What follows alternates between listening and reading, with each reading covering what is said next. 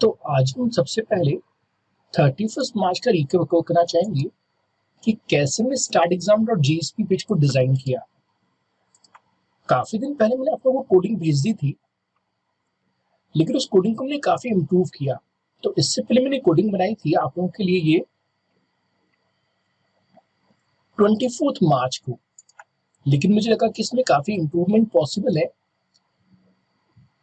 तो मैंने 30 मार्च को या 31 मार्च को से टोटली फिर से डिजाइन किया था। तो वही मैं आपको समझा रहा हूँ कि कैसे मैं डिजाइन किया। तो सबसे पहले हमेशा की तरह मैंने इंपोर्ट किया पेज डायरेक्टिव को,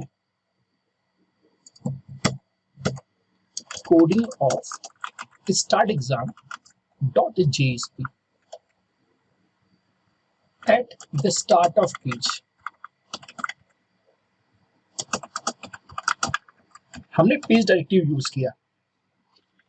लास्ट टाइम में मैंने कोडिंग को दोस्तों को ब्रेक करके समझाया था कि किस तरह से हमने कोडिंग की हुई है, जिससे कि आप लोगों को कोडिंग समझने में आसानी हो।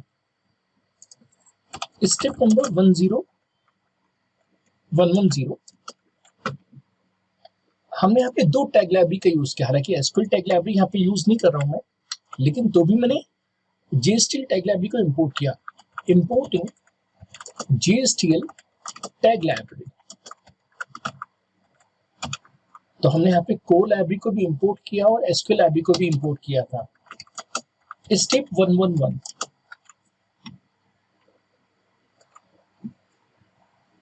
Perform initialization of Bootstrap framework. हम सभी जानते हैं कि जब भी हम कोई बूटस्ट्रैप पेज बनाते हैं तो कुछ चीजें हमें हमेशा परफॉर्म करनी पड़ती हैं। तो मैंने आप लोगों के लिए इतना पोर्शन लिखा था।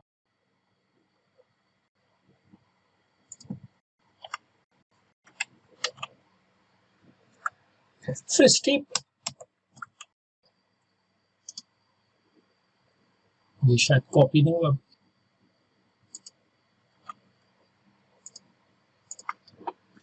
स्टेप 112 में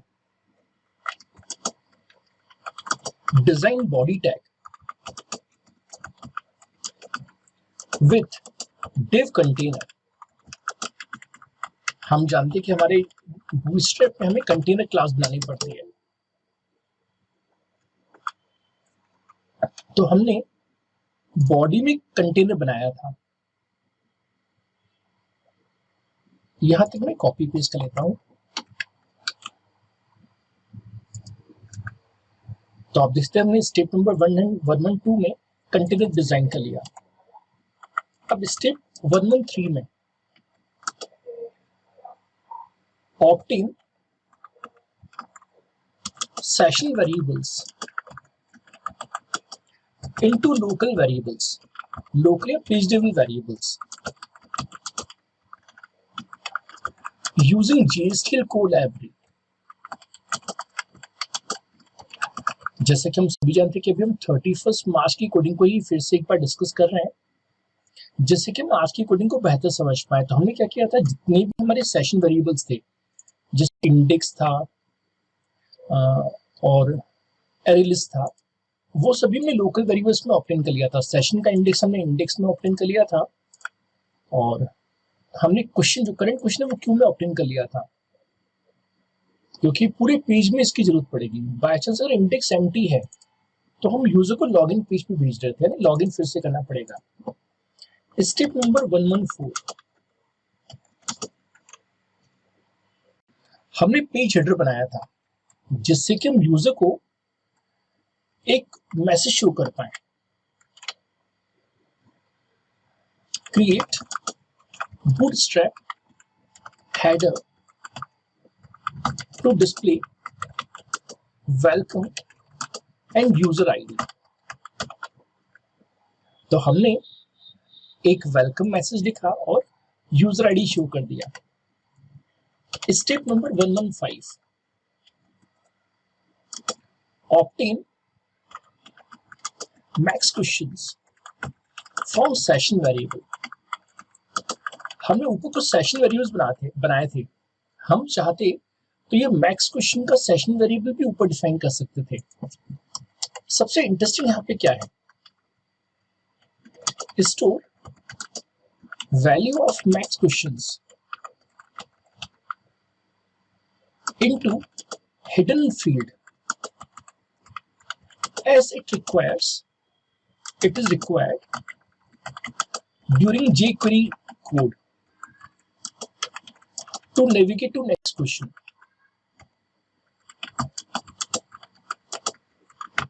क्योंकि हम जानते हैं कि हमारा जो jQuery वो आईडी का यूज करता है, तो जो हमने सेशन से मैक्स क्वेश्चन ऑब्टेन किया था वही मैक्स क्वेश्चन हमने एक आईडी मैक्स को सेंड कर दिया। ऐसा नहीं करते तो हम उसे jQuery में एक्सेस नहीं कर पाते। अच्छा, फिर हमने एक पैनल प्राइमरी बनाया, पैनल बॉडी, पैनल हेडिंग और panel footer.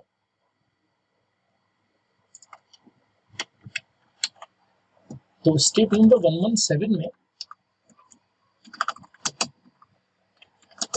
create bootstrap panel with heading, body and footer to display question number, comma question details and navigation buttons.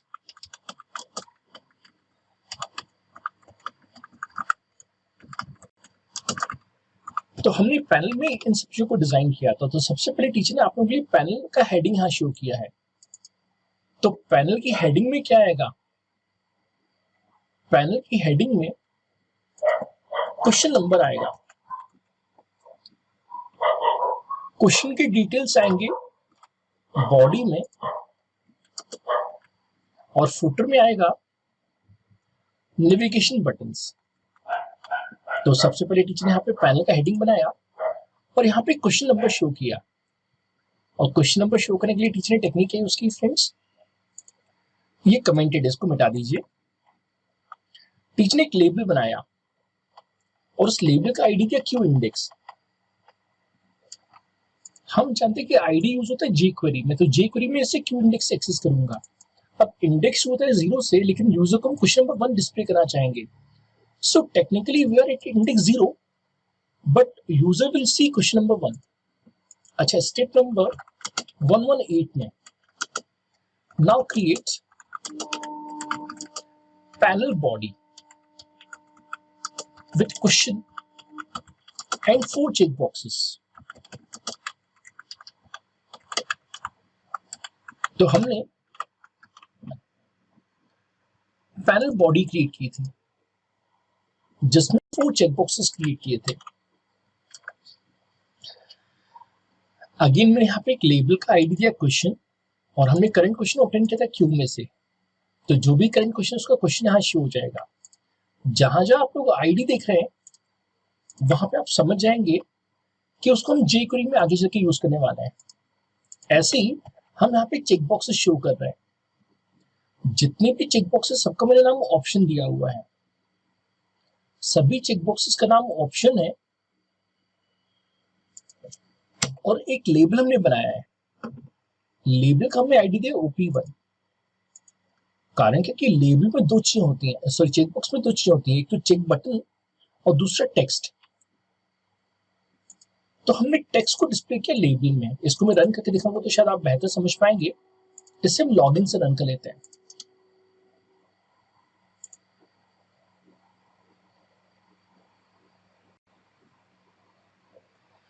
साथ में इंडेक्स ऑफ फंक्शन का यूज किया है। हमारे डेटाबेस में एक फील्ड है ऑप्टेड। कभी कभी क्या होता है कि हम किसी चेकबॉक्स को ऑप्ट करते हैं, तो इंडेक्स ऑफ देता है ग्रेटर देन इक्वल टू 1 जब कोई वैल्यू मिल जाए। तो सिस्टम से हमने कहा है कि अगर हमें ऑप्टेड में 1 मिल जाए तो पहला चेकबॉक्स चेक हो जाए, ऑप्टेड में 2 मिल जाए तो सेकंड चेकबॉक्स चेक हो जाए, ऑप्टेड में 3 मिल जाए तो थर्ड चेकबॉक्स चेक हो जाए। ऐसी ऑप्टेड में 4th का इंडेक्स 0 तो 4th चेक हो जाए। जब तक एग्जीक्यूट हो तब तक हम आगे की डिस्कस कर लेते हैं। अब करते हैं पैनल के फुटर की, जिसमें कि हमने कुछ बटन्स ड्रॉ किए हैं। तो step number 118, 119, finally designing panel footer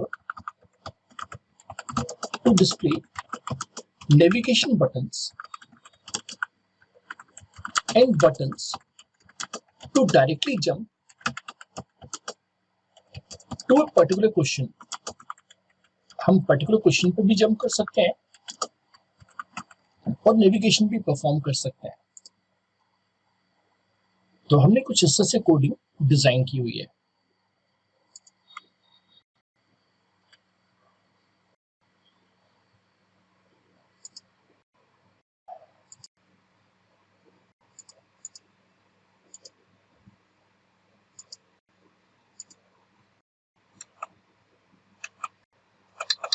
इसी बीच हमारे पेज भी एग्जीक्यूट हो चुका है। इस पेज को भी हम रन करके देखते हैं।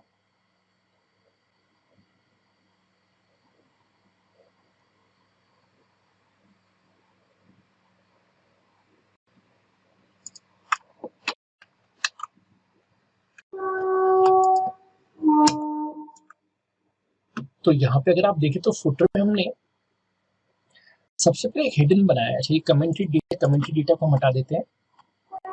हमने एक बटन बनाया जिसका हमने नाम दिया है प्रीवियस, आईडी दिया है प्रीवियस, विजिबिलिटी डिसाइड होगी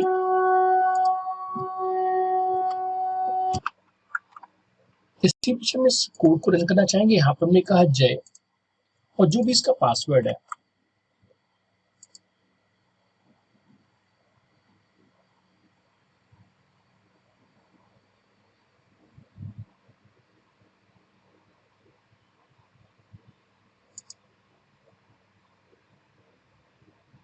सिस्टम इस डेटाबेस को लोड कर रहा है, तो थोड़ा सा इसमें हमें वेट करना होगा।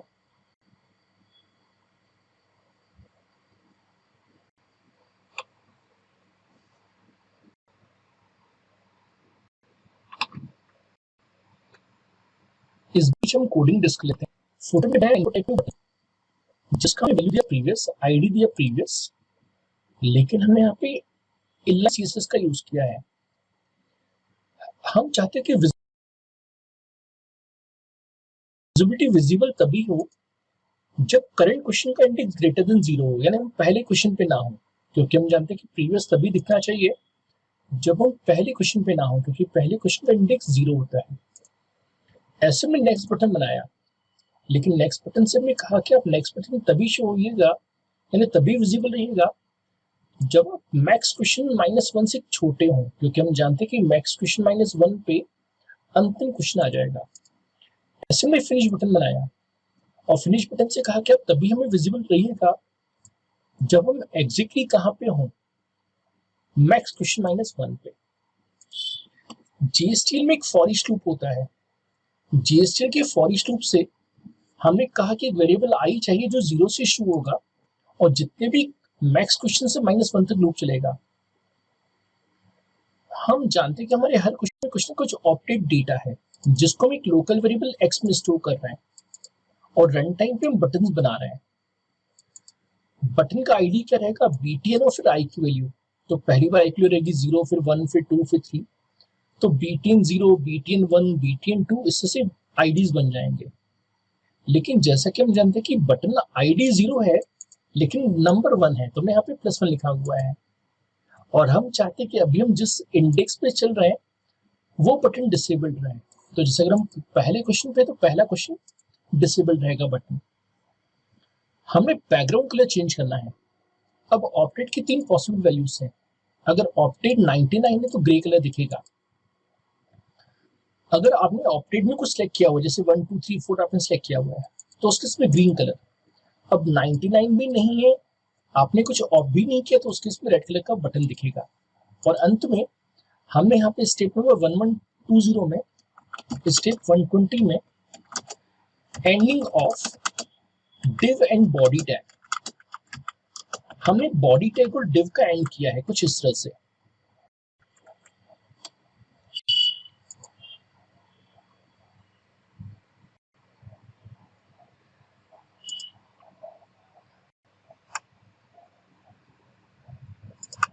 हालांकि हमने बॉडी को भी क्लोज नहीं किया है। एंड कंटेनर div, हमने कुछ ऐसे से एंडिंग की हुई है। पहले हमने पैनल फुटर को क्लोज किया,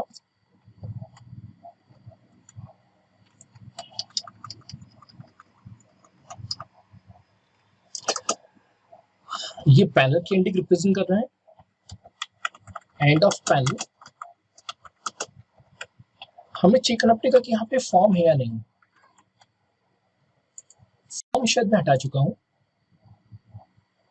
तो शायद फॉर्म कहीं भी ना हो। तो आप देखिए फॉर्म पे एरर आ रहा है, फॉर्म कहीं भी नहीं है हमारे पेज में।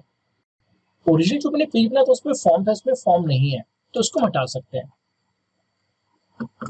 Just remove this tag. तो ये हो गई हमारे पैनल की एंडिंग। और अगर हम देखें तो ये क्लोजिंग किसकी है, ये पैनल की क्लोजिंग है, ये पेज हेडर की क्लोजिंग है, और ये कंटेनर की। पेज हेडर टेक्निकली गलत जगह पे क्लोज किया हुआ है, पेज हेडर में पहले से क्लोज करना था।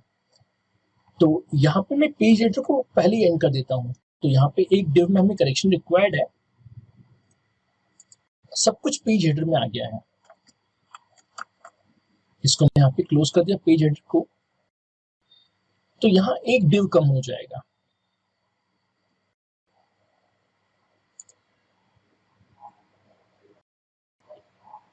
ये एक्स्ट्रा है, इसको हटा।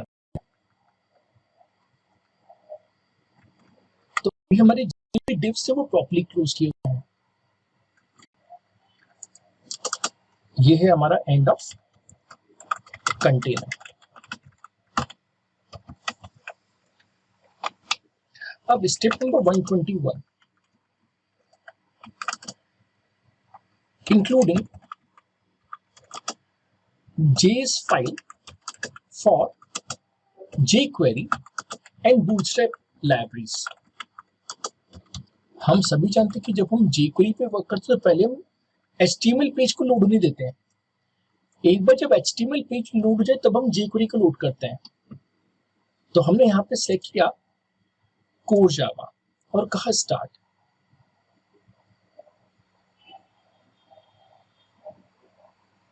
अब जैसे हमने स्टार्ट किया तो यहाँ पे देखिए लिखा रहा है वेलकम अजय। यहाँ पे पैनल का हेडर बन गया, यहाँ पैनल की बॉडी, और यहाँ पे बटन्स आ गए। मैं आप लोगों को ये समझा रहा था लेबल के बारे में और चेक बॉक्स के बारे में।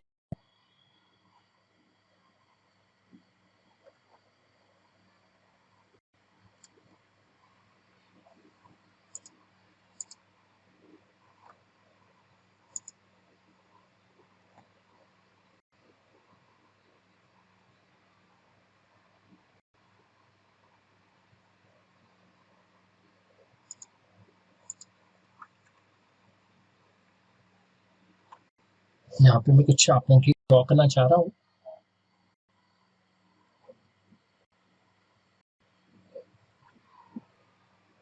जिससे कि हम लॉजिक को बेहतर समझ।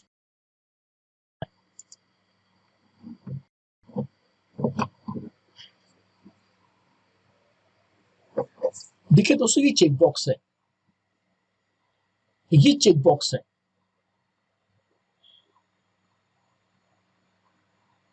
चेक बॉक्स की वैल्यू प्रॉपर्टी होती है, तो मैंने इसकी वैल्यू 1 दी हुई है, 2, 3 और 4। लेकिन ये जो आप देख रहे हैं ये लेबल है जिनका मैंने आईडी सेट किया हुआ है, OP1, OP2, OP3, OP4। तो रन टाइम पे मैं दो चीजें चेंज करनी पड़ेंगी, हमें इनकी वैल्यूज भी चेंज करनी पड़ेंगी और साथ साथ लेबल भी चेंज करना होगा। अच्छा इनकी आईडी की बात करें तो इनका आईडी है ऑप्शन 1, ऑप्शन 2, ऑप्शन 3, ऑप्शन 4। तो टेक्निकली जो चेक बॉक्सेस दिख रहे हैं उनकी आईडी है ऑप्शन 1, ऑप्शन 2, ऑप्शन 3, ऑप्शन 4, जबकि लेबल्स की आईडी है OP1, OP2, OP3।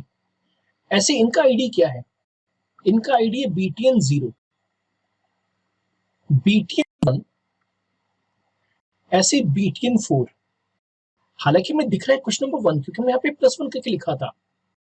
हमने क्योंकि +1 करके लिखा था तो जो भी इंडेक्स उससे 1 ज्यादा दिख रहा था। अब यहाँ तक की कोडिंग हमने पिछली क्लास में डिस्कस कर ली थी। अब जो मैं आप लोगों को समझाऊंगा वो आज की कोडिंग रहेगी। तो क्वेश्चन पे जिससे कि हम आज की कोडिंग को समझ पाए। तो हमने कुछ स्क्रिप्ट लाइब्रेरीज ऐड कर दी।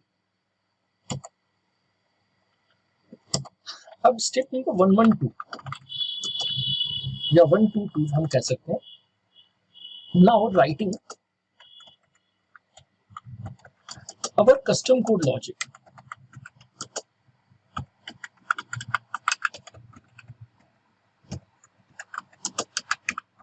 दोस्तों यहाँ पे मैं वर्क कर रहा हूँ एजेक्स के साथ।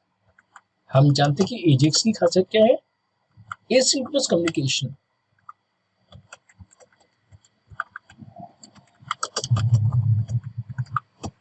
Without page submission, without submitting page to the server. हम चाहते कि हमारा यूआई डिस्टर्ब ना हो, जो भी डेटा में भेज रहे हैं वो बैकग्राउंड में हम सर्वर के पास भेजें। तो हमने अपने कस्टम कोड की यहाँ पे शुरुआत कर दी स्किप टैग के साथ। अब जानते कि पहला इवेंट होता है हैंडल डॉक्यूमेंट और ready event.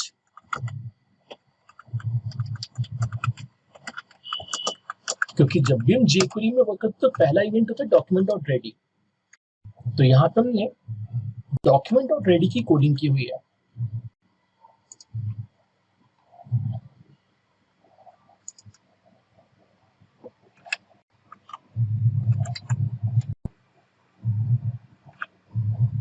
And register event on button click.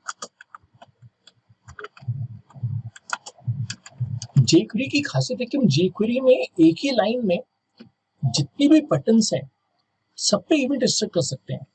तो हमने सिस्टम से कहा कि सिस्टम जब भी डॉक्यूमेंट रेडी हो तो एक एनिमस फंक्शन कॉल हो, और उस एनिमस फंक्शन से हम कह रहे हैं कि जितने भी इनपुट हैं जिनमें टाइप इक्वल टू बटन लिखा हुआ है हम चाहते हैं कि उनमें क्लिक बटन आ जाए, क्लिक इवेंट आ जाए।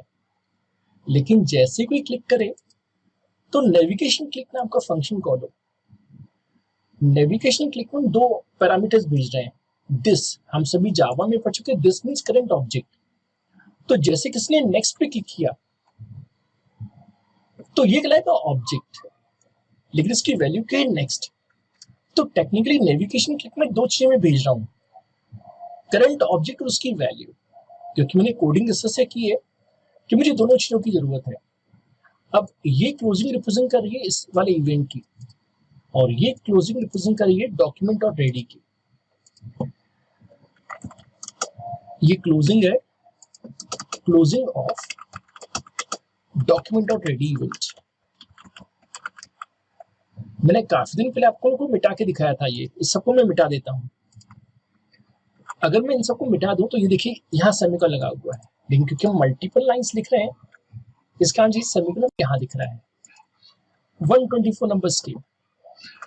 Now writing code inside UDF navigation click. Navigation click कोई बिल्ट इन फंक्शन नहीं है, ये एक यूजर डिफाइंड फंक्शन है जो मैंने खुद बनाया हुआ है। तो देखिए इसकी कोडिंग हमने कैसे की हुई है। यहां तक इसे कॉपी कर लेते हैं। तो टीचर ने यहां लिखा है दोस्तों के लिए फंक्शन नेविगेशन क्लिक। अब जैसा कि हम जानते हैं कि यहाँ पे 2 पैरामीटर्स भेजे जा रहे थे। एक तो भेजा जा रहा था दिस, तो दिस यहाँ आ जाएगा। एक भेजा जा रहा था वैल्यू, वो वैल्यू यहाँ आ जाएगी। मैंने फिर से एक यूजर डिफाइंड फंक्शन बनाया, user defined function to check which check boxes are checked. अभी हम आगे चल के इस UDF की डिस्कशन करेंगे। इसका काम क्या है, to check which options are opted. क्योंकि हम जानते हैं कि डेटाबेस में एक फील्ड है ऑप्टेड। अब हम सिस्टम से करें कि सिस्टम एक बार हमें पता चल जाए कि कौन कौन से चेक बॉक्सेस चेक्ड हैं, तो ऑपरेट नाम की वेरिएबल में क्या आ जाए, जो भी हिडन फील्ड टेम्प में वैल्यू है, अगर आप देखें तो यहाँ पे हमने एक हिडन फील्ड बनाई थी टेम्प, यहाँ पे एक हिडन फील्ड थी टेम्प जिसमें हम बाय डिफॉल्ट स्टोर कर रहे थे ऑपरेट की वैल्यू। तो हम चाहते कि टेम्प की जो वैल्यू है वो ऑपरेट में आ जाए। अब हम यहाँ पे जनरेट कर रहे थे query string, generate URL servlet URL by passing opted and which button is pressed। कारण क्या कि सर्वर के पास इंडेक्स अवेलेबल है कि करेंटली कौन सा क्वेश्चन दिख रहा है। जैसे मैं 200 को रन करके दिखा रहा हूँ, 200 सर्वर को पता है कि कौन सा क्वेश्चन दिख रहा है, तो क्वेश्चन क्या दिख रहा है 0, क्योंकि इंडेक्स यहाँ पे 1 दिख रहा है तो इंडेक्स 0 है। सो सर्वलेट नोस कि अभी हम इंडेक्स 0 पे हैं, लेकिन मैं किस पे ऑप्ट कर रहा हूँ ये सर्वलेट को नहीं पता। अब मैं नेक्स्ट पे क्लिक कर रहा हूँ।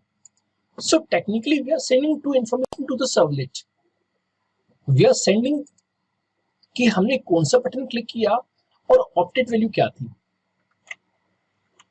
तो सर्वलेट के पास ये इन्फॉर्मेशन चली गई कि हमने क्या ऑप्ट किया और कौन सा बटन क्लिक किया। अब हमने पढ़ा था Ajax function, call Ajax function with above URL and define success and error functions। हमारे एजेक्स की खासियत है कि एजेक्स में 2 चीज होती है दोस्तों, एक होता है सक्सेस और एक होता है एरर। तो हम एजेक्स कह रहे हैं कि हमें ये वाली URL एग्जीक्यूट करनी है, हम इंटरेस्ट नहीं चाहते, आप यहाँ पे ट्रू भी लिख सकते हैं, पोस्ट चाहते हैं, हम चाहते हैं कि जब सक्सेस हो तो क्या हो। तो हमने डिफाइन किया डेटा, जो डेटा हमें मिलेगा सर्वलेट से वो हमें UI में डिस्प्ले करना है। तो इसका मतलब मैं लिख देता हूँ, इसको मिटा देता है यहाँ से, सक्सेस लिखा data, data gives next question in form of val1 val2 valn, display it in UI using UDF array to txt। ये फंक्शन मैं पहले भी सिखा चुका हूं जब हमने questions.jsp बनाया था, क्योंकि questions.jsp में भी हमें डेटा को डिस्प्ले करना था। तो अब हम इस वाले UDF को भी डिस्कस करेंगे और अंत में टीचर ने एक और UDF बनाया है, update buttons to change colour to grey, green, red based on opted. अभी जब मैं आप लोगों के लिए कोडिंग रन कर रहा था, आपने नोटिस किया होगा कि पहले सभी बटन्स ग्रे थे, लेकिन क्योंकि मैंने पहले क्वेश्चन का आंसर दिया तो ग्रीन हो गया। अब देखिए मैं सेकंड क्वेश्चन का आंसर देना मैं आगे बढ़ जाता हूं, तो thanks to update buttons function, क्योंकि मैंने आंसर नहीं किया तो ये रेड हो गया। मैं वापस प्रीवियस जाता हूं और इस क्वेश्चन का आंसर देता हूं, तो आप देखेंगे अब ये ग्रीन हो जाएगा। तो अपडेट बटन्स का काम है बटन्स का कलर चेंज करना, ग्रीन, रेड या ग्रे। बाय चांस अगर कोई एरर आ गया तो हमारे ब्राउजर में कंसोल विंडो होती है, जिसके लिए मैं प्रेस करना पड़ता है F12 बटन। मैं आपको पहले भी बता चुका हूँ डेवलपर ऑप्शन। तो जब भी आप कंसोल विंडो देखना चाहें तो जस्ट आपको ब्राउजर की F12 की प्रेस करनी है। आप जैसे F12 की प्रेस करेंगे, जैसे मैं प्रेस कर रहा हूँ, तो यहाँ पे कंसोल विंडो ओपन हो जाएगी, जिससे कि कोई भी एक्सेप्शन अगर आए तो उस एक्सेप्शन को कंसोल विंडो में देख सकते हैं। जैसे मैं आप लोगों के लिए जब कोडिंग बना रहा था तो बहुत सारे एक्सेप्शंस आ रहे थे, तो कंसोल विंडो में जाके मैं चेक कर रहा था कि क्या क्या मेरे प्रोग्राम में मिस्टेक्स हैं, तो वो मिस्टेक्स में यहाँ शो हो जाती हैं और हम फिर करेक्ट भी कर सकते हैं। और वापस F12 दबाएंगे तो ये हट जाएगा। तो स्टेप नंबर 4 हमें डिस्कस करें, जिसमें नेविगेशन है, लेकिन क्लिक भी बहुत सारे फंक्शंस को कॉल कर रहा है। इसको मैं नाम दे रहा हूँ star1 और क्या कॉल कर रहा है ये एक और फंक्शन कॉल कर रहा था, इसे star2 नाम देते हैं और यहाँ पे एक और फंक्शन कॉल है, इसको हम star3 नाम दे देते हैं। तो technically we have to define star1, star2 and star3। तो स्टेप नंबर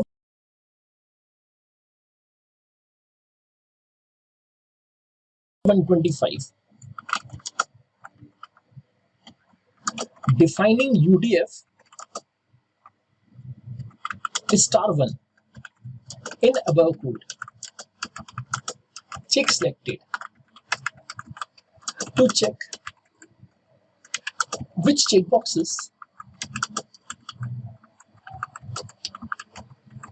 are checked. तो देखिए इसकी कोडिंग मैंने किस तरह से किया उनके लिए। यहां लिखा है function check selected,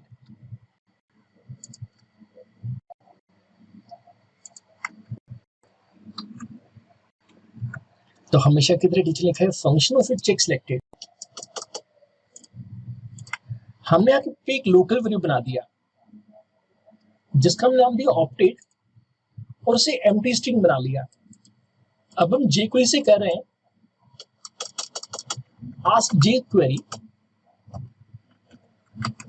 to give all selected checkboxes which are checked।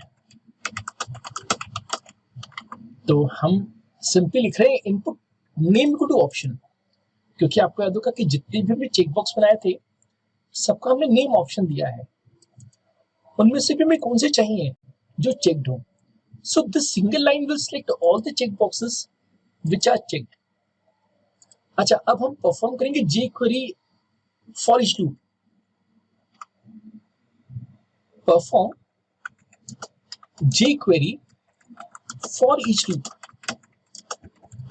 to traverse selected checkbox या checked checkbox। हम सिस्टम से कह रहे हैं कि सिस्टम जितने भी चेकबॉक्सेस चेक्ड हैं उनको वन बाय वन ट्रेवल करना है और उनकी जो वैल्यू है concat value of checked checkbox into opted variable.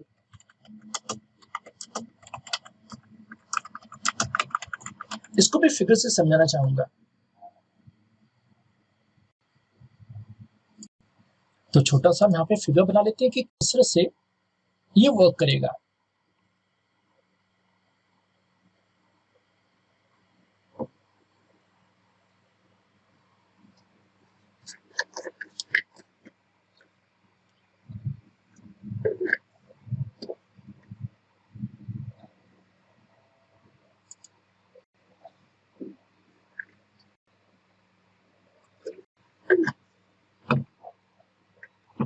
जैसे एक क्वेश्चन मुझे दिखा जिसमें 4 चेक बॉक्सेस थे 1, 2, 3 और 4। जैसे फीचर ऑफ जावा, तो एक ऑप्शन लिखा हुआ है सिक्योर, एक ऑप्शन लिखा है उप्स, एक ऑप्शन लिखा हुआ है स्ट्रक्चर्ड, एक ऑप्शन लिखा है for example pointers for example. तो क्या क्या मैं टिक करूंगा यहां से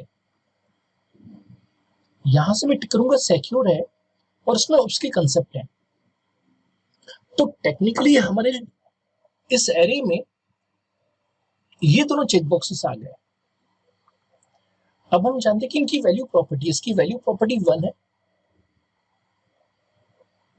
इसकी वैल्यू 1 है, इसकी वैल्यू 2 है, इसकी 3, इसकी 4। तो हम जानते कि पहली बार जब लूप चलेगा तो ऑप्टेड एम्प्टी था, लेकिन जैसे लूप चला तो कॉन्केट होके यहां पे आ गया क्योंकि 1 सिलेक्टेड है। फिर से लूप चला और लिखा है प्लस इक्वल टू का मतलब कॉन्केट, तो यहाँ पे 2 आ गया। तो हम चाहते कि जो चेकबॉक्सेस सिलेक्टेड हो वो डेटा जाके ऑप्टेड एम्प्टी में सेट हो जाए। अच्छा, अंत में जो ऑप्टेड की वैल्यू है ये हिडन है, जो हिडन फील्ड हो जाएगा। इसको मैं सेव कर लेता हूँ।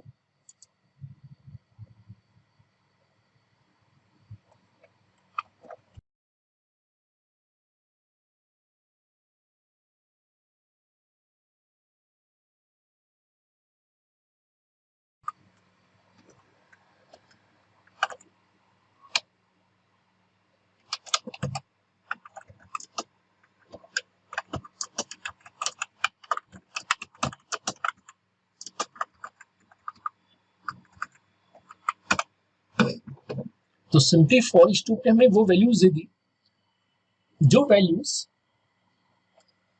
हमारे चेक बॉक्सेस में सिलेक्टेड है।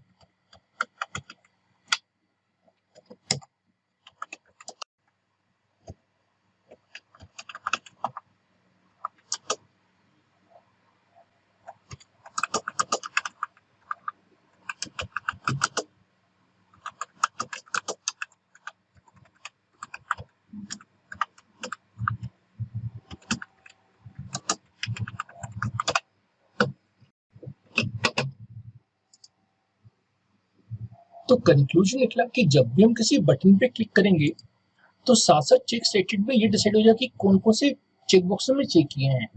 अब वही वैल्यू जो अपडेट की है वो हम एक हिडन फील्ड में भेज रहे हैं और उस हिडन फील्ड का नाम है या आईडी टेम्प। इसको हम सर्च लेते हैं कहाँ हमारी कोडिंग में बनी हुई है। मैं यहाँ पे एक सर्च ऑपरेशन परफॉर्म कर रहा हूँ।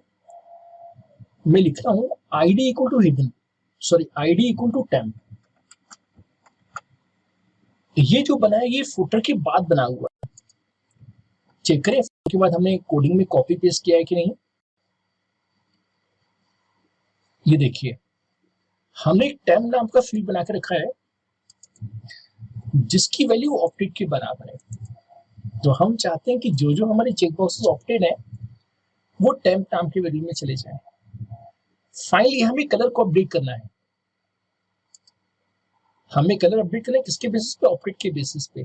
तो हमने सिस्टम से कहा कि हमें एक वेरिएबल कलर चाहिए। अगर ऑप्टेड 99 हो तो ग्रे कलर दिखे, अगर ऑप्टेड की लेंथ 0 है, कुछ भी सिलेक्ट नहीं किया गया है तो रेड दिखे, नहीं तो ग्रीन दिखे। अब हमें जनरेट करना है क्वेश्चन का इंडेक्स। तो हमने सिस्टम से कहा कि सिस्टम जो भी हमारे लेबल का क्यू इंडेक्स है उसके टेक्स्ट में से -1 हो जाए। जैसा कि आप डिजाइन में देख सकते हैं यहाँ पे Q3 दिख रहा है। इसको मैं यहाँ फिगर से समझाना चाहूंगा आप लोगों को कि मैं क्या कहना चाह रहा हूँ।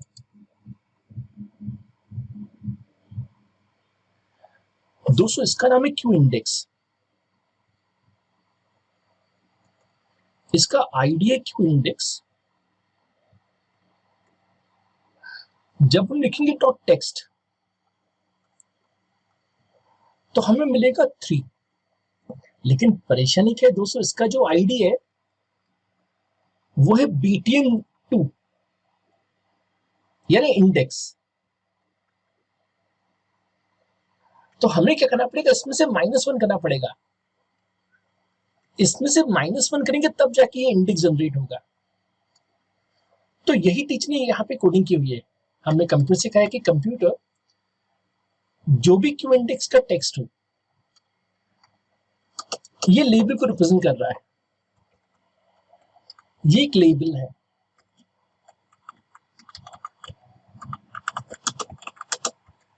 क्यू इंडेक्स हम सिस्टम से करें कि जो भी लेबल में क्यू इंडेक्स दिख रहा है उसमें से -1 हो जाए और उसी से क्या जनरेट हो जाए, generate button ID based on index. तो टीचर ने सबसे पहले सिस्टम से कहा कि सिस्टम यहां से क्यू इंडेक्स पिक हो, तो क्यू इंडेक्स पिक हुआ 3। लेकिन यहाँ पे जो नंबर दिख रहा है उसमें से एक कम करके यहाँ पे आईडी बन गया तो उसका आईडी बन गया 2। ऐसा नहीं करते तो उसका कलर कैसे चेंज करते? और टीचर ने कहा कि अब हमें जो बटन मिल गया है उसकी CSS प्रॉपर्टी चेंज करनी है। यहाँ पे सिंटेक्स क्या हुआ, यहाँ सिंटेक्स हुआ CSS, जैसे कि मैं आपको CSS पढ़ा चुका हूँ। यहाँ पे लिखते हैं एट्रीब्यूट, जो एट्रीब्यूट आपको चेंज करनी हो, कॉमा जो भी वैल्यू देनी हो। तो एट्रीब्यूट हम क्या चेंज करना चाहते हैं, बैकग्राउंड कलर, और किसके बराबर, जो भी कलर नाम के वेरिएबल की वैल्यू हो।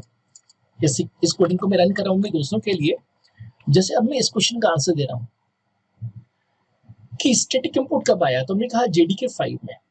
अब परेशानी क्या है दोस्तों कि ऑप्टेड 99 नहीं है, ऑप्टेड एम्प्टी भी नहीं है, तो क्योंकि ऑप्टेड 99 भी नहीं है, ऑप्टेड 0 भी नहीं है, तो कलर ग्रीन आएगा। हमने कहा नेक्स्ट, तो आप देखिए जो पहले रेड था अब वो ग्रीन हो गया। ऐसे मैं यहाँ पे चारों सेलेक्ट कर लेता हूँ और कहा नेक्स्ट। अगेन ये 99 नहीं है, ये 0 नहीं है, तो ये ग्रीन हो जाएगा। यानी जब हम किसी क्वेश्चन का आंसर दे देंगे तो ये ग्रीन हो जाएगा। And thanks to jQuery Ajax हम बिना पेज को सबमिट किए हुए ये ऑपरेशंस परफॉर्म कर रहे हैं। आप देख सकते हैं एड्रेस बार में अभी भी startexam.jsp लिखा हुआ है। अच्छा, अब हम देखें हमारा अगला कोडिंग क्या होना चाहिए, star2 step number 126 coding of star2 array2txt function to display success data sent by servlet into UI elements, same as we did earlier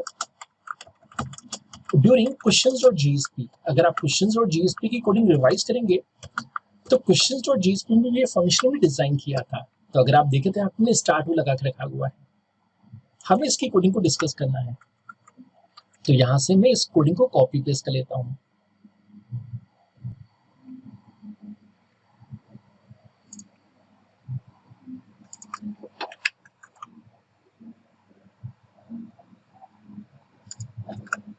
तो सिस्टम से हमने कहा है कि सिस्टम आपका फंक्शन का नाम है array2txt, या कुछ भी नाम दे सकते हैं, आपको एक डेटा मिलेगा। लेकिन हम जानते हैं कि डेटा किसमें सेपरेट होगा, data is string separated by comma. अब हमने पढ़ा था स्प्लिट फंक्शन। अगर आप कोर जावा को रिवाइज करेंगे, in core Java we learned split function to convert string to array based on delimiter,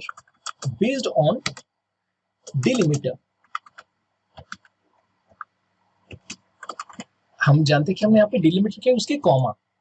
तो सिस्टम से हम कह रहे हैं कि सिस्टम हमारा डेटा कॉमा के फॉर्म में है, उसको आप एरे में कन्वर्ट करें। अब हम जानते हैं कि एरे का इंडेक्स 0 से शुरू होता है, लेकिन इंडेक्स 0 पे QID है, जो कि मुझे नहीं चाहिए, क्योंकि हम जानते हैं कि हमें डिस्प्ले क्या करना है, क्वेश्चन। तो क्वेश्चन इंडेक्स 1 पे है, ऐसे ही मुझे इंडेक्स 2 नहीं चाहिए। इंडेक्स 2 में कैटेगरी है, क्योंकि डेटाबेस में कुछ फील्ड्स बनाई थी,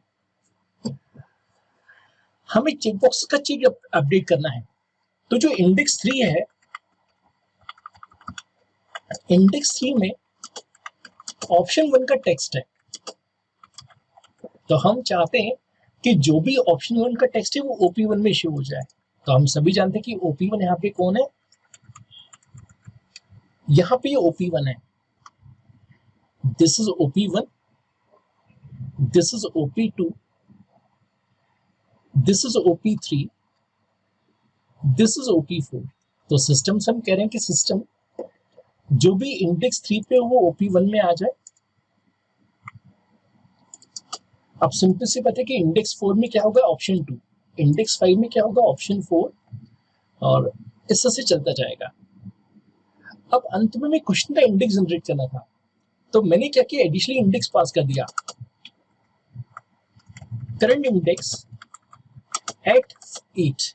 तो हमने सिस्टम से कहा कि सिस्टम जो भी एरे के 8 पोजीशन पे डेटा हो उसमें +1 होकर शो हो जाए। कारण क्या कि इंडेक्स भले 0 से शुरू होता है, लेकिन क्वेश्चन नंबर में कहां से शो होता है, 1 ऐड करके। तो जो भी इंडेक्स की वैल्यू होगी, देखिए यहाँ पे तो हमने -1 किया था, लेकिन वापस जब हम भेजेंगे तो +1 करके भेजेंगे, क्योंकि सिंपल सा मैथमेटिक्स रूल है कि यहां से यहां जाना तो -1 करना पड़ेगा और यहां से यहां जाना तो +1 करना पड़ेगा। तो यहां पर मैं +1 करके शो करवा दिया। अंत में हमने एक इंडेक्स 9 बनाया था। इंडेक्स 9 में वैल्यू ऑफ ऑप्टेड फील्ड, इसका मतलब क्या है? कभी कभी मैं क्या करता हूँ कि किसी क्वेश्चन का आंसर देता हूँ, जैसे मैंने इसका आंसर दे दिया और मैं प्रीवियस करता हूँ और प्रीवियस के बाद वापस नेक्स्ट करता हूँ, तो देखिए जिसको मैंने चेक किया था वो चेक्ड है। तो टेक्निकली मुझे ऑप्टेड नाम के वेरिएबल की जरूरत पड़ेगी कि कौन सा ऑप्शन मैंने ऑप्ट किया हुआ था। तो सिस्टम से मैं कह रहा हूँ सिस्टम हमें ऑप्शन 1 की प्रॉपर्टी चेक करनी है, चेक्ड। यहां मैं लिख देता हूं check uncheck check box based on value of opted. तो सिस्टम से मैं कह रहा हूं कि सिस्टम हमें ऑप्शन 1 की प्रॉपर्टी चेक करनी है, चेक्ड। अब इसकी दो पॉसिबिलिटी आएंगी, या तो आएगा ट्रू या आएगा फॉल्स। तो हमने लिखा है कि क्या हमारे ऑप्टेड में इंडेक्स ऑफ 1 ग्रेटर देन है क्या -1, क्योंकि हम सभी जानते हैं कि हमने कोजा में पढ़ा था कि हमें ग्रेटर देन इक्वल टू 0 मिलता है जब फाउंड।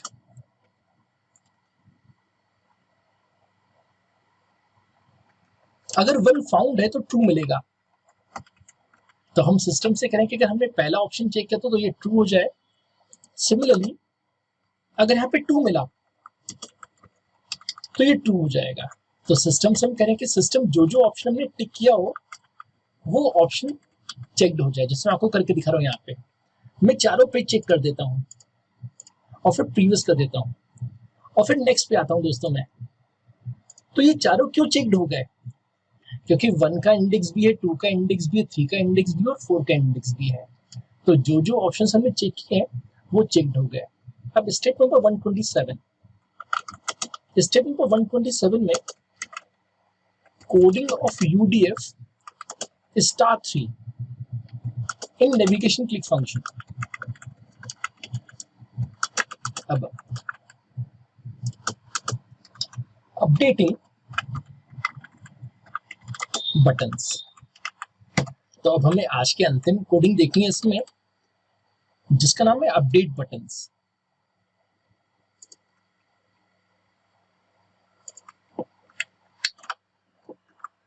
अब टीचर ने इसमें लॉजिक क्या लगाया है? सबसे पहले ऑप्टिंग इंडेक्स वैल्यू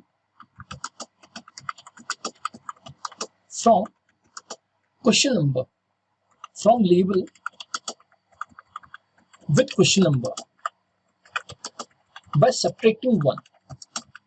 जैसे कि अभी मैंने आपको फिगर से समझाया था कि हमें -1 करना पड़ता है। तो सिस्टम से हमने कहा कि सिस्टम में हमें एक वेरिएबल चाहिए इंडेक्स, जिस भी क्वेश्चन पे हमने उससे एक -1। अच्छा, अब हमें रन टाइम पे बटन का इंडेक्स जनरेट करना है। Now based on index generate id of button of id of btn as btn0, btn1 up to btn(n-1)। तो सिस्टम से हम करें कि सिस्टम हमें एक बटन सेलेक्ट करना है। देखिए दोस्तों, आपको फिर से यहाँ पे कोडिंग करके दिखा रहा हूँ। जैसे भी मैं किस क्वेश्चन पे हूँ, 5 पे हूँ। इसको मैं फिगर से समझाना चाहूंगा तो और बेहतर समझा पाऊंगा मैं आप लोगों को। अब अपडेट बटन्स फंक्शन के लिए बनाया गया है।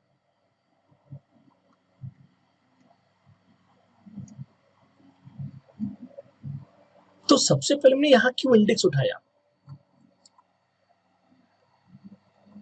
जो कि 5 है।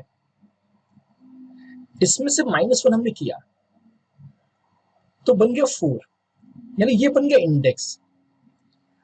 अब हमने एक वेरिएबल बनाया btn, जिसमें हमने लिखा हैश BTN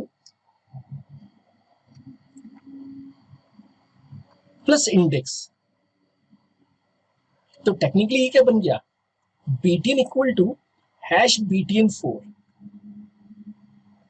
दोस्तों ये BTN4 है,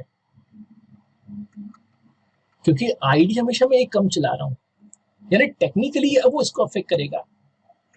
तो हमने कंप्यूटर से कहा कि कंप्यूटर आप एक BTN नाम का वेरिएबल बनाए जिसको आप आईडी जनरेट करें। अब मैं CSS प्रॉपर्टी कलर चेंज करनी है।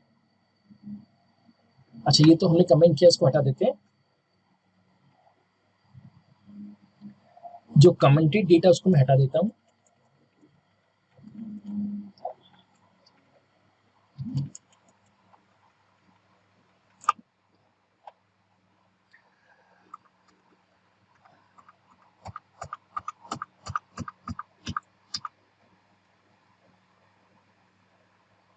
यहाँ पे मैंने कुछ लॉजिक चेंज किया, उसको मैं थोड़ा सा कमेंट चेंज कर देता हूँ। यहाँ मैंने ऑप्टिन की value of max, obtain value of ID equal to max, that gives max questions. हमारे केस में क्या है, in our case it is 5, क्योंकि हम 5 क्वेश्चन दिखा रहे हैं। लेकिन आईटी इंडस्ट्री में जब हम सॉफ्टवेयर को सेल करेंगे तो ये वैल्यू डिफरेंट हो सकती है। तो टीचर ने यहाँ पे एक वेरिएबल मैक्स बनाया जिसमें हैश मैक्स की वैल्यू आ गई।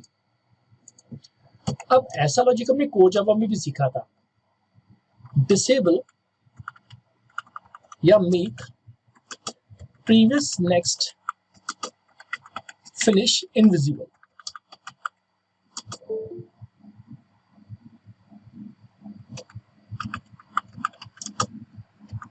दोस्तों मैं क्या कर रहा हूं, यहाँ पे सभी बटन्स को हिडन बना रहा हूं। तो मैं सिस्टम से कर रहा हूं कि सिस्टम जिसका भी आईडी प्रीवियस है या नेक्स्ट या फिनिश है, उन सभी की विजिबिलिटी हिडन हो जाए। अब यहाँ पे इंटरेस्टिंग पार्ट कर रहा हूं। Now conditionally make them visible. जिन दोस्तों को ये अप्रोच नहीं आती है उनकी ये कोडिंग बहुत बड़ी हो जाती है, जबकि मेरी टेक्निक से एडवांटेज क्या हुआ कि पहले सबको इनविजिबल बना दो और फिर जो कंडीशन मैच हो जाए उनको विजिबल कर दो। तो दोस्तों अगर इंडेक्स 0 है, मींस ऑन फर्स्ट क्वेश्चन, अगर हम फर्स्ट क्वेश्चन पे हैं दोस्तों, तो केवल कौन सा बटन दिखना चाहिए, ओनली नेक्स्ट बटन अपीयर्स।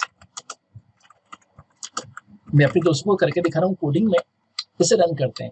जैसे मैं फर्स्ट क्वेश्चन पे आ जाता हूं दोस्तों, जब मैं फर्स्ट क्वेश्चन पे आ जाऊंगा तो देखिए केवल नेक्स्ट दिखेगा, क्योंकि इंडेक्स क्या हो गया 0, क्योंकि इंडेक्स 0 के तो केवल एक ही दिखेगा। अच्छा फिर हमने कंडीशन क्या दी कि कहीं इंडेक्स मैक्स -1 तो नहीं है, means not on last question, means not on last question. हम जानते हैं कि हम लास्ट क्वेश्चन पे नहीं है तो दोनों दिखने चाहिए। Make previous and next visible. तो हम सिस्टम से करें कि सिस्टम अगर हम अंतिम क्वेश्चन पे नहीं है और पहले क्वेश्चन पे भी नहीं है तो दोनों बटन एक्टिवेट हो जाएं। तो इसको भी करके देख लेते हैं। जैसे मैं नेक्स्ट प्रेस करता हूं तो ना ही हम पहले क्वेश्चन पे ना ही अंतिम क्वेश्चन पे, तो दोनों बटन दिख रहे हैं, प्रीवियस भी दिख रहा है और नेक्स्ट भी दिख रहा है। अच्छा अंत में we are at last question. तो दोस्तों लास्ट क्वेश्चन की पहचान क्या है, मैक्स -1। तो उसके इसमें कौन कौन से बटन विजिबल होंगे, make previous and finish visible. तो कंडीशनली मैं बटन्स को शो कर रहा हूं। आप देखिए मैं इस पे क्लिक करते जा रहा हूं और जैसे हम अंतिम क्वेश्चन पे पहुंचेंगे तो आप देखिए 2 बटन एक्टिवेट हो गए, प्रीवियस और फिनिश। तो टेक्निकली में कोडिंग बहुत बड़ी दिख रही है, लेकिन टेक्निकली कोडिंग बहुत छोटी है कि सिंपली आप क्वेश्चन इंडेक्स के बेसिस पे इंडेक्स जनरेट कर लो। एक बार जब इंडेक्स मिल जाए तो मैक्स वैल्यू फाइंड कर लो और फिर डिसाइड करो कि इंडेक्स 0 हो तो केवल नेक्स्ट दिखे, इंडेक्स लास्ट क्वेश्चन पे ना हो तो नेक्स्ट और प्रीवियस दोनों दिखे, और इंडेक्स अगर अंतिम क्वेश्चन पे हो तो उस केस में फिनिश और प्रीवियस दोनों दिखे। तो टेक्निकली टीचर ने आपको स्टार्ट एग्जाम और जीएसपी की पूरी कोडिंग समझा दी है, लेकिन हम सभी जानते हैं कि यहाँ पे जब हम कोडिंग करे थे नेविगेशन क्लिक की तो हम कोई सर्वलेट की ओपी को टाइम पे जा रहे थे, तो कंक्लूजन निकला कि अभी मैं कल जेएसपी पे समझा रहा था, जबकि अब मुझे आप लोगों को समझाना पड़ेगा कि कुछ सर्वलेट के ओपी को टाइम पे मैंने क्या कोडिंग की हुई है। तो आज की हमारी अगली स्टेप क्या होगी, step number 128।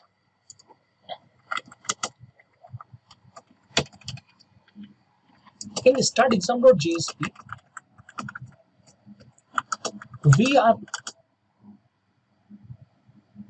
calling quiz servlet op equal to 9 inside navigation click function. So we need to add new case inside process request function.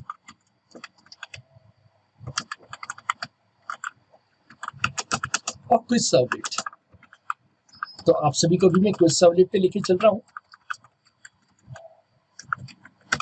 तो हम यहां से क्विज सर्वलेट में गए,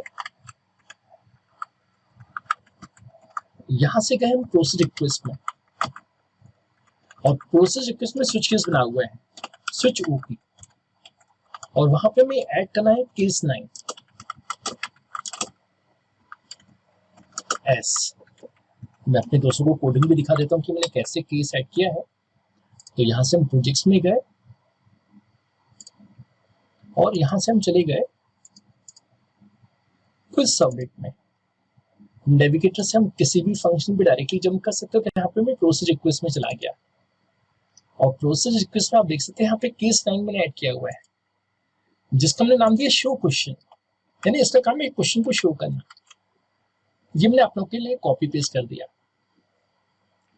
हालांकि मैंने कोडिंग आप लोगों के लिए पहले ही बना दी थी।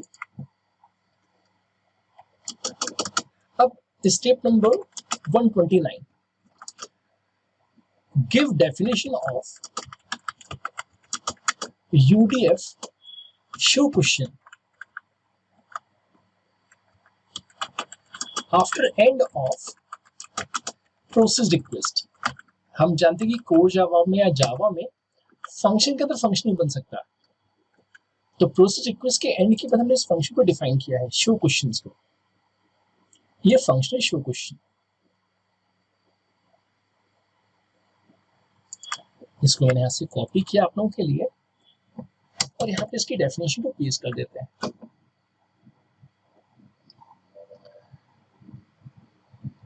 हम सभी जानते हैं कि हम कोडिंग कैसे करते हैं, हम लिखते हैं private void show question. Private void क्यों, कि डायरेक्टली कोई इस फंक्शन को कॉल नहीं कर सकता, इस फंक्शन को केवल इंटरली कोई फंक्शन कॉल कर सकता है। So this function can be called internally by some another function of this code.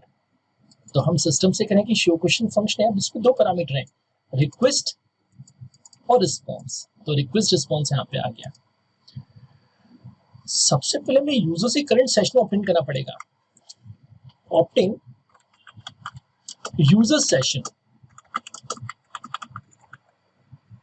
Of currently log in user,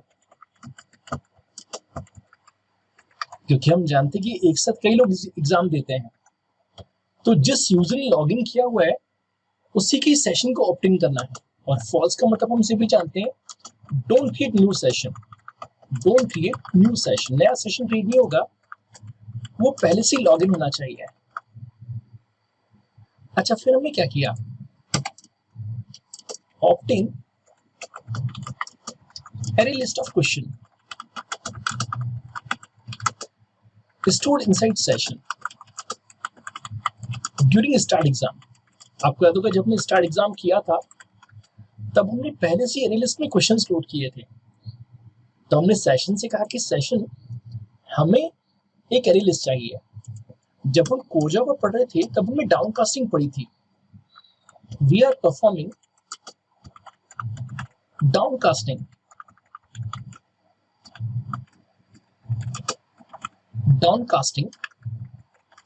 from object class to array list of question भी। तो अगर आप रिवाइज करेंगे अपनी कॉपी को, तो हमने काफी दिन पहले serialization पढ़ा था कोर जावा में। तब हमने कहा था कि टाइपकास्टिंग में डाउनकास्टिंग होता है कि पेरेंट के ऑब्जेक्ट को हम चाइल्ड में यहाँ पे टाइपकास्ट कर रहे हैं। अच्छा, अब हमने क्या ऑब्टेन किया? Obtain current question index. तो यहाँ पे सबसे पहले हमने यूजर का सेशन ऑब्टेन किया, सेशन ऑब्टेन हो गया तो हमने एरे लिस्ट ऑब्टेन किया, एरे लिस्ट ऑब्टेन होने के बाद हमने इंडेक्स को ऑब्टेन किया। लेकिन पहले हमने उसे स्ट्रिंग में कन्वर्ट किया। Convert to string from object, क्योंकि बाय डिफॉल्ट वो ऑब्जेक्ट क्लास के फॉर्म में होता है, तो हमें इंडेक्स मिल गया।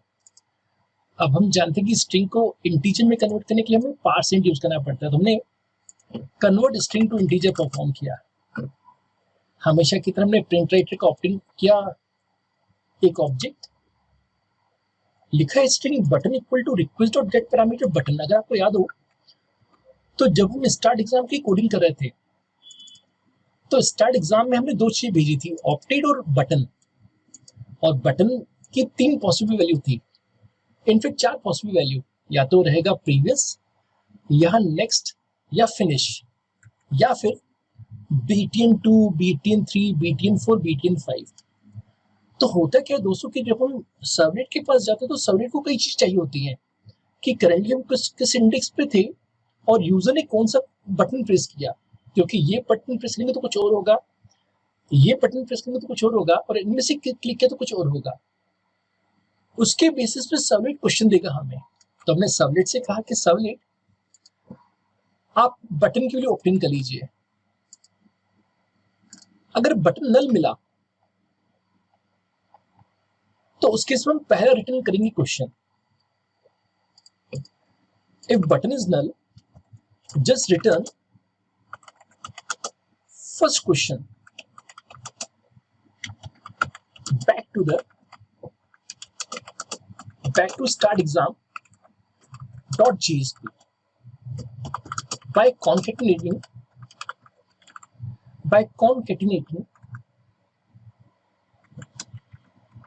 index 0। आपको याद होगा जब हम कोडिंग करे थे तो अंत में इंडेक्स स्टोर था, तो टीचर ने यहाँ पे एरे लिस्ट का डेटा भी भेजा है और कॉमा के साथ इंडेक्स भी भेजा है। लेकिन बटन अगर नल नहीं है तो हमें ऑप्टेन करें max questions, otherwise obtain max questions to display from session. तो हमने सिस्टम से कहा कि सिस्टम हमारे सेशन में एक वेरिएबल है मैक्स क्वेश्चंस जो हमें इंटीजर के फॉर्म में चाहिए।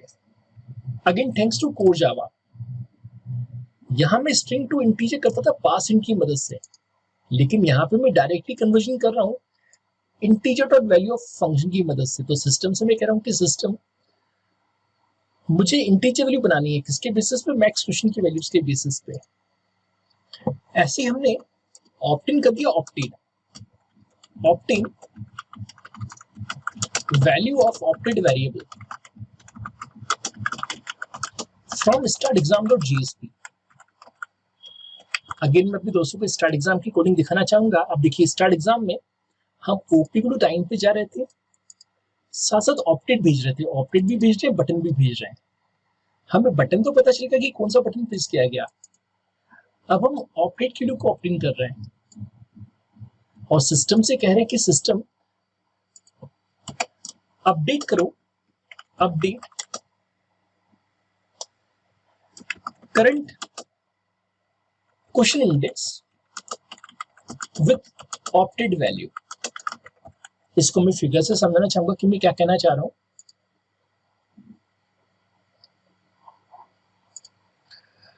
हमने एक क्वेश्चन देखा दोस्तों कि जावा को अर्लियर क्या कहते थे? Java is earlier known as तो एक ऑप्शन था ओक, मान लीजिए क्वेश्चन नंबर 1 है जिसका इंडेक्स 0 है और हमने नेक्स्ट बटन पे प्रेस किया हुआ है, तो टेक्निकली हम क्विज सर्वलेट से क्या कह रहे हैं? हम क्विज सर्वलेट से कह रहे हैं कि क्विज सर्वलेट हमारे पास एक एरे लिस्ट है, ये एरे लिस्ट है। अब इंडेक्स क्या है? 0। यहां पे एक फील्ड है ऑप्टेड, तो सिस्टम से हम कह रहे हैं कि सिस्टम हमारे एरे लिस्ट में से जो करंट इंडेक्स है उसकी ऑप्टेड वैल्यू सेट कर रही है, किसके बराबर? जो भी ऑप्टेड की वैल्यू हो। तो यहाँ पे ऑप्टेड की वैल्यू 1 है क्योंकि हमने 1 पे क्लिक किया हुआ है, तो टेक्निकली यहाँ 1 स्टोर हो जाएगा। ऐसा नहीं करते तो हम चाह के भी प्रिजर्व नहीं कर पाते कि यूजर ने क्या आंसर दिया है। To preserve answer given by user, to preserve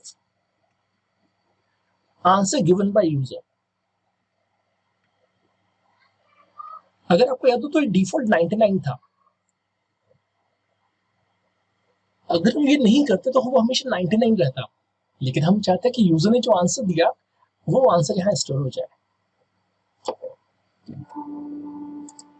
इस फिगर को मैं अपने फ्रेंड्स के लिए सेव कर रहा हूं।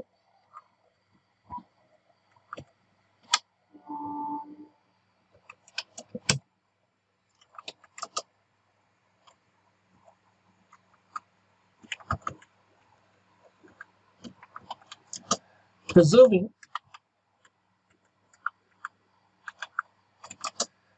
currently opted value into array list before moving to next question, before moving to another question। तो जब हम किसी दूसरे क्वेश्चन पे जाएंगे तो पहले पे क्या क्या ऑप्ट किया है वो डेटाबेस में स्टोर हो जाएगा। जैसे मैं भी दोस्तों को फिर से करके दिखाऊंगा, जैसे मैं भी चारों को अनचेक कर देता हूं। अब क्योंकि मैंने चारों को अनचेक कर दिया और मैं प्रीवियस पे क्लिक कर रहा हूं, तो ये कोडिंग क्या करेगी, हमारे सिस्टम में जो करंट इंडेक्स है उसकी ऑपरेट को रीसेट कर देगी। अब अगर मैं वापस बैक जाऊं तो ये चारों क्वेश्चंस अनचेक्ड हो गए। अब मैं इस पे चेक कर देता हूं और फिर से प्रीवियस कहता हूं और फिर नेक्स्ट कहता हूं, तो अब देखिए एक सिलेक्टेड है, क्योंकि हम अगले क्वेश्चन या पिछले क्वेश्चन पे जाने से पहले जो भी ऑपरेट वैल्यू है वो एरे लिस्ट में ट्रांसफर कर रहे हैं। अच्छा, अब अंत में हमें इंडेक्स को अपडेट करना है। Now finally decide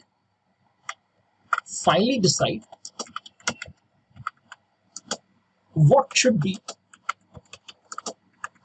the value of index based on button paste।